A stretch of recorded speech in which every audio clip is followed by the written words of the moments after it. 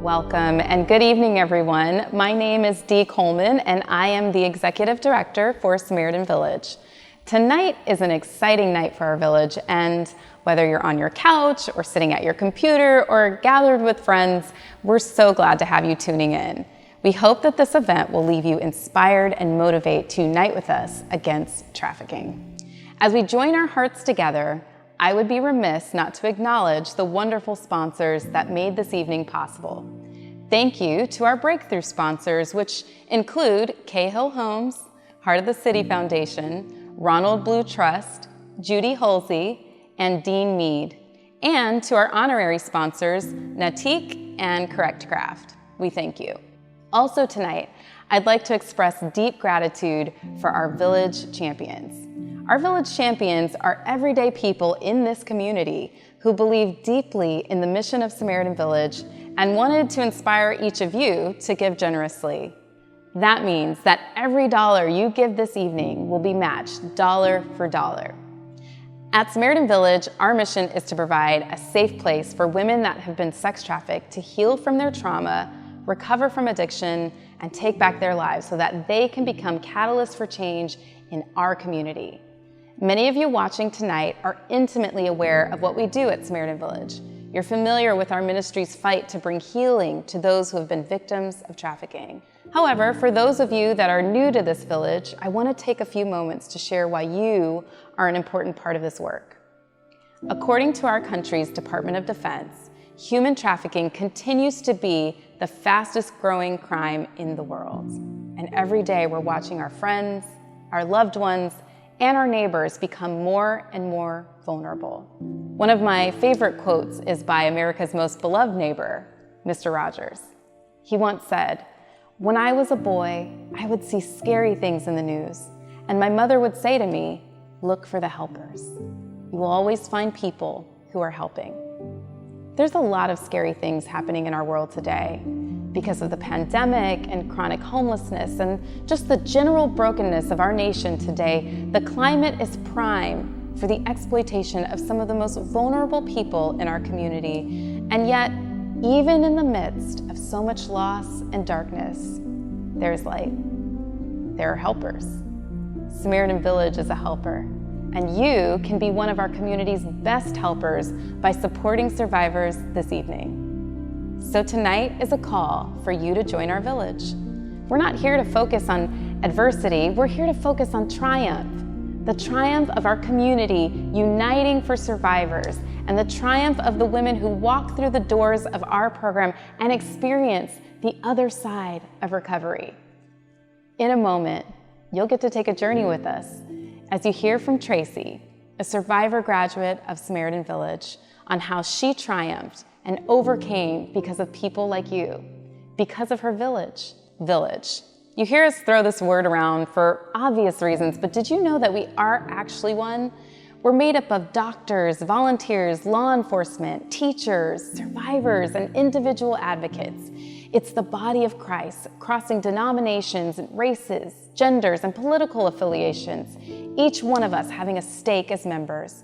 And though we are not bound by any official city or state line, the ability for this village to thrive rests on the labor of its people, and that is us. It rests on our ability to see a brighter future for our sisters, daughters, mothers, and friends, and then to go out and create that future. You are the village.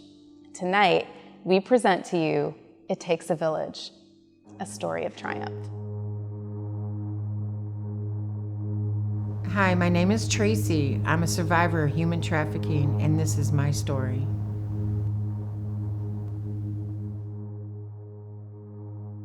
It didn't matter anymore whether I lived or died. It didn't matter. I really felt like I was going to die by his hands or the drug that I was introduced to.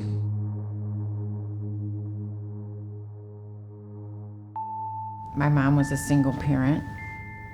My brother and myself, we all had different fathers, so I think that my mother struggled a lot with self-worth, and she looked for it in different types of ways.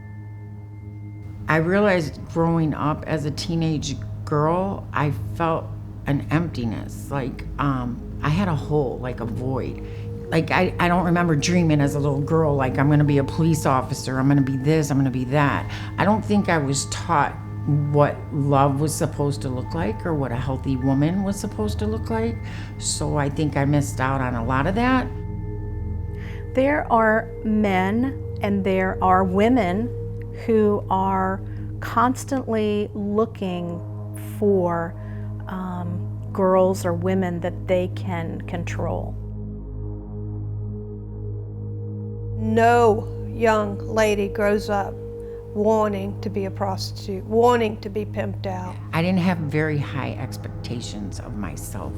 Growing up, I was searching for something to fill that void so bad. I was searching for somebody to love me back. I wanted to be loved. I never knew what that looked like. That's where my journey started as far as the human trafficking part.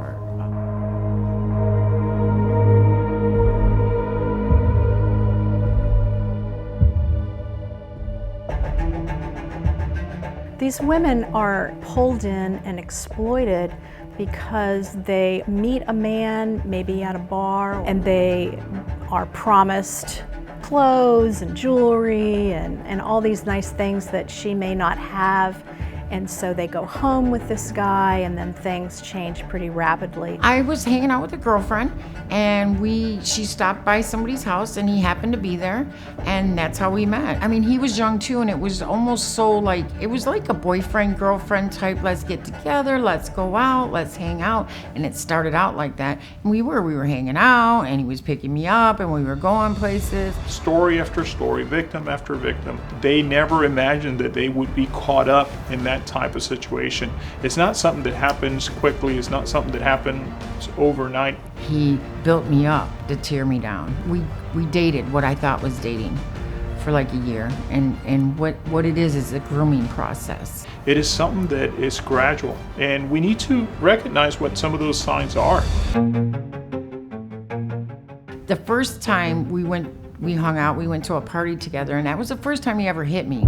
I'm dancing with somebody else, and that was the first time he laid hands on me. And I thought, my God, this is crazy. You know, it could be something as simple as someone disconnecting from the norm. You know, a friend of a child or a family member who suddenly has disconnected, who has a new friend that you're kind of curious about. But it's not something that I hadn't seen, because I had watched my mom go through something like this, you know, and thought that was love. It was like, okay, I can get over this. He's just hurt because I danced with somebody else or whatever. And that's how things escalate. Like, I was willing to accept that because I didn't know any better. The one thing that we need people to know about human trafficking is it could happen to anyone we know. It could be someone you go to church with, it could be someone that you go to the same grocery store with. Every single one of us is responsible to be vigilant, and if we see something potentially happening, it is our duty to report it to law enforcement. It was always, if you love me, or if you love this relationship and you want to keep this relationship, this is what we're going to have to do, what we're going to have to do. It was never what he was going to have to do. It was what I was going to have to do. So I was introduced to the streets first, and I was sent out of the streets. I was raped in the streets, come back with no money and be beat. Once you're broken, once you feel that broken, once you feel that shame and guilt, and like you feel so dirty, one, and you feel like that you're just not acceptable anymore. It's such a god-awful feeling because you feel so scarred and you feel so bruised and you feel so battered and you feel so unworthy. And then when you don't feel like anybody's ever gonna love you, you know what I mean? And this is the only person that is gonna love you, because that's what they make you believe, you know what I mean? Like, so you're believing so many lies, and you're believing, you know, you just feel that way. You just feel very dirty, and that's how I felt. I just felt very, very dirty, very dirty. I mean, the first time he ever talked me into doing something like that for money, exchanging money, it's like, you feel like you're branded after that. You feel like you're branded, and then it's over and over and over and over again, so. Samaritan Village comes into this by way of when these Sometimes these women are arrested, and we have opportunities to go into the jail and talk to the women and find out if we can help them by bringing them into our program. They don't have the family support to go call mom up and say, hey, I'm ready to come home, because they've already burned that bridge. I got pregnant by my trafficker as well. So I had children by this man, and you feel like this is gonna change, now I have your child. Doesn't change. Like immediately, days after coming out of the hospital, my child was taken from my arms and I was told to go back to work. When a woman or a child gets pulled into sex trafficking, her life expectancy drops to 9 years. She is either killed by the trafficker, by the drugs they force on them, by users, abusers, or they just decide not to keep living. They have to earn so much money that he'll give them a quota. Don't come back until you've earned X number of dollars. This is not just a bad, abusive thing that happens.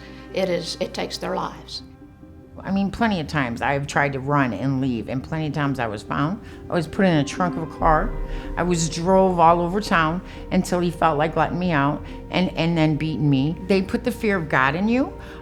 They put the fear that they're gonna hurt your family. They do know where your family lives, because in the beginning, while they were grooming you, you have introduced them or you have shown them things, because it was all part of a plan. It really was part of a plan. It can affect any family. It can affect any race, ethnicity. No one is immune to becoming victim of commercial sex trafficking. They live in an underworld where things are taken away from them, where they are abused and oppressed, but they are all children of God, and they're treated abusively, unjustly, and it's just so unfair, and we know it's happening. I wasn't afraid of the strangers that I was getting in and out of cars with. I wasn't afraid of any of that.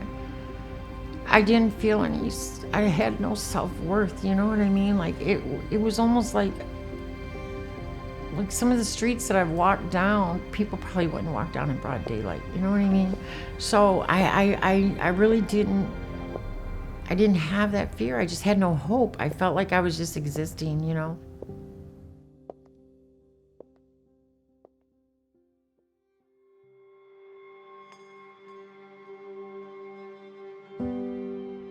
I think by and large, most of our women do come through the jail system. There's different ministries that are there within the jail, and those women are talking to the trafficked women, and that's when they realize that, hey, I am a victim. Once the arrest is made or we identify a victim of human trafficking, law enforcement doesn't have the services to provide its victims. I was in and out of jail. Like nothing ever happened to him, but I had got picked up, for prostitution. I have a record. So it's like, where are you gonna start? What are you gonna do? I was existing. It was like you just exist, that you don't live, It's almost like being stuck in a body and there's nothing there. And I didn't know what else to do, but I had heard people tell me about Christ, and, and I did. I surrendered to Christ, and I said, I don't know, and I talked to him, and I just said, I don't know what I'm gonna do or how this is gonna work, but, I can't, And I remember waking up after like a month in there. I was reading the Word, and I was going to church, and I remember waking up and feeling a shift, and my eyes I started to cry, and I started to look around at the people in jail, and I thought, oh my God, they need to know that their Father loves them, and their sins have been paid for. There is a passage in Isaiah 59, that says that God looked down and saw the injustice in the world, and he was appalled that there was no one to intervene.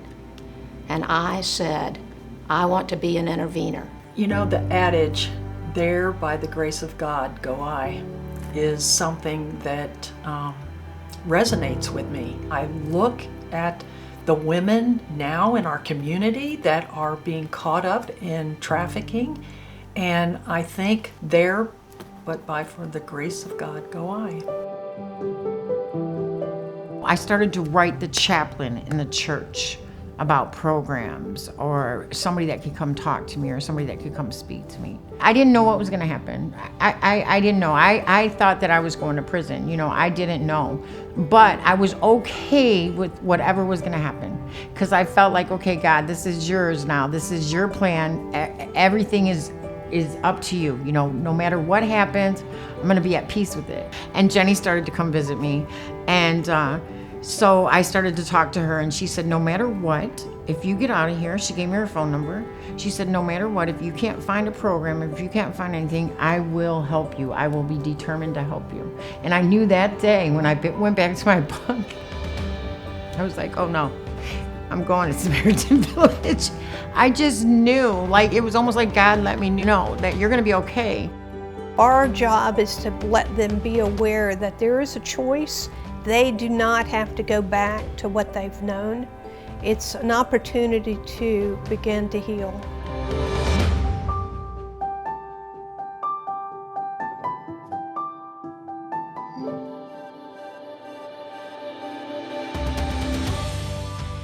While I was at Samaritan Village, they basically teach you how to live life again. So not only are you getting therapy for trauma, for maybe anger, there's parenting classes that you can take. These women will support each other through thick and thin, good or bad. I've had my oldest daughter passed in 2018 while I was in this program.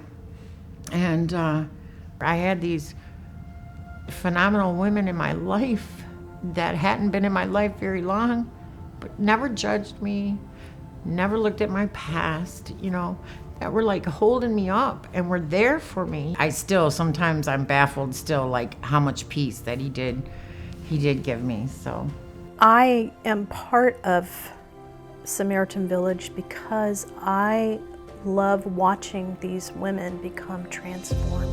I think that's the thing that still gets to me is that they come in so broken, and yet when they leave the program, they have so much confidence and so much faith and so much belief of success. It's almost like a movie, like you're rooting for the underdog, and I was the underdog, and the champion walks in and decides you've had enough. You've had enough. We're gonna patch you up, we're gonna put you back together, and you too are gonna be a champion. And that's how I felt, and that's how I feel today.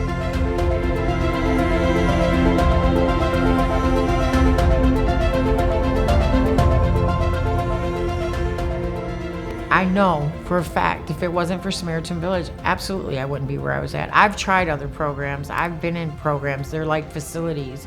This place is a village. This is where my new identity took over. This is where my true identity came in. So do I believe it's a miracle? Yeah. Do I believe there's a purpose? Absolutely. Absolutely. And I am reassured every day that I'm going to see my daughter again. I know it. I know it. I know it. I know it. I love how God takes these women who have been on the street and allows us as Samaritan Village to be His hands and feet. The impact that that we're having on the lives of these women and the donors that are so passionate about helping them. It is incredible to me. I want to see lives changed and lives saved, and that is absolutely what we do at Samaritan Village. I want to be able to give of my time and my talent and of my treasure. I truly believe that Samaritan Village saved my life. Absolutely, 100%. And I know it can continue to save lives as long as it's being supported. Everybody has a part to play, and I believe that it truly takes a village to do that.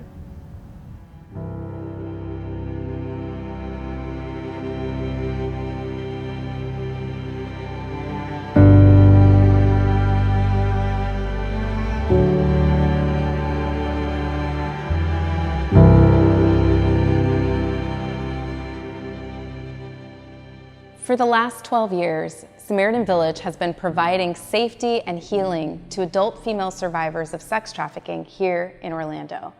We're a place where survivors find comfort, support, and a restored sense of worth. Right now, you have the opportunity to join with us.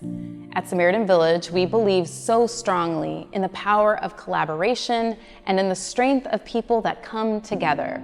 2 years ago, we launched a campaign and promised our community that we would increase the number of beds in our safe house in order to serve more women. And we did that. Because of the generosity of this village, over the last 12 months, we opened up our second safe home, launched a peer-led survivor support group, and began going out into our community by offering our program to women living independently. We are continuing to grow and expand because we believe that every woman recovered from this life of devastation has access to safety and the tools to heal. And while we are humbled and celebrate the lives that will be changed through our expansion, we cannot stop there because we know that traffickers don't stop exploiting, not during a pandemic or not for anything, and so we can't stop. So at this time, I'd like to welcome David Outing, Chief Encouragement Officer and Advisory Council member. David has been a fierce advocate for justice and a dear friend to our village. Hi everybody, my name is David Outing. I serve as the Chief Encouragement Officer for a company called Corporate Care Partners, a company I started 7 years ago to provide chaplaincy for the marketplace. I also have the privilege of serving on the pastoral team of the Kingdom Church here in Orlando. But I have the awesome privilege as well, my wife April and I, of serving on the advisory council for Samaritan Village. And yes, as you've already seen or heard with our theme, it does take a village. The truth is, Maya Angelou said something years ago that really got my attention.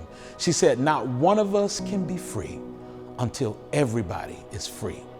Yes, freedom in 2021. The reason why that's an issue because the International Justice Mission said that there are more people in slavery today than were extracted from Africa over 400 years of the transatlantic slave trade. Worse, Florida and Orlando ranks third in the nation for sex trafficking. That's the problem. That's the issue. But with every problem, I don't know about you, I like to tell my team, if you're gonna bring a problem to me, bring me a solution. Bring me an answer to the problem. And one of the great solutions to this great evil in our world today is Samaritan Village. Launched in 2009 as a transitional home for survivors of sexual exploitation and chemical dependency, this great organization provides a safe, Christ-centered, faith-based, trauma-informed, and holistic solution to sex trafficking, where women can heal and reclaim their lives to become catalysts for change in their communities. Our vision is to see communities where women can live and thrive and be free from sexual exploitation, where they can find hope and healing and restoration and wholeness in Jesus Christ. This is a holistic care model approach that addresses the mental, the physical, the emotional, and the spiritual needs of these women. You know, when I think about the needs that are being met, I think about how acceptance is one of the most effective drugs on the planet. That's how gangs and sex traffickers are able to win. That's because they accept these women who come from homes and families or communities where they have not been accepted. And so when they come to Samaritan Village, they receive that love, they receive that acceptance so that the women who came that were filled with void, they can find love, they can find hope, they can find the help that they need. And you know what? I want to invite you to become part of the solution.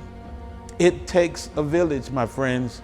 And when I think about that, I think about how my wife and I grew up. We grew up in the same neighborhood. In fact, we grew up across the street from each other. We knew each other since age 3. Can you dig that? We've been knowing each other a long time. But I remember growing up borrowing mayonnaise and sugar and butter from her parents as well as from the other neighbors, because we look out for each other. We help raise each other. During those days, you could even discipline another person's child, and then the parent would come along and support the parent that did that, because it takes a village. And I am inviting you into our village to support this great work. You know, when I think about the story of the Good Samaritan, there were two persons in that story that looked at the needs of the man broken and bruised and battered on the street, and they went right past him. They saw the need, but they did nothing about it. But there was this one man from a whole different nation of people. We call him the Good Samaritan. He saw the broken, he saw the need, he saw the issue, and he stopped what he was doing to minister to that man.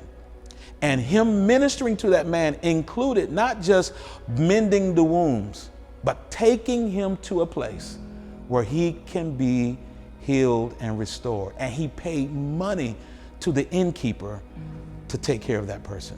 He didn't just empathize, he patronized. And I'm asking you not to just look at these stories, not to just look at Tracy's story and empathize with her, but we need you to patronize this organization by giving and supporting its vision. Now, I believe that God blesses us to be a blessing. I believe that God gives things to us, gives resources to us, so he can also give it through us. I believe that God is calling for us to be funnels and not just buckets. Buckets, they receive water, but that's all. Funnels receive and give, receive and give. And we cannot beat God's giving, no matter how hard you try. So if you give, God will give it back to you, good measure, pressed down, shaken together, and running over.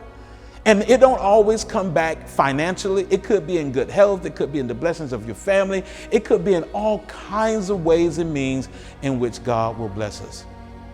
But we give because we love him.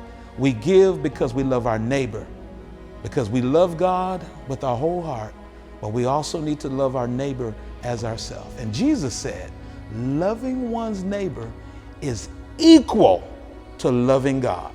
He didn't say it was less than. He said it was equal to loving God. So I make this appeal to you. I'm making it to myself. I'm making it to everyone who will watch this video. We need you. Samaritan Village needs you. The women that they're serving needs you. And by you giving, you are allowing us to serve more women caught in this enslavement so that they can be free. I know Maya Angelou has gone on, but if I'm able to see her at some point in time in eternity's future, I would like to be able to say to her, we all got free because we saw the enslavement of others and we met the need. And because you meet that need, God is pleased, and all the many women that are being served will be blessed as a result. Thank you for listening. May the blessings of the Lord be with you, and may the joy of the Lord be your strength.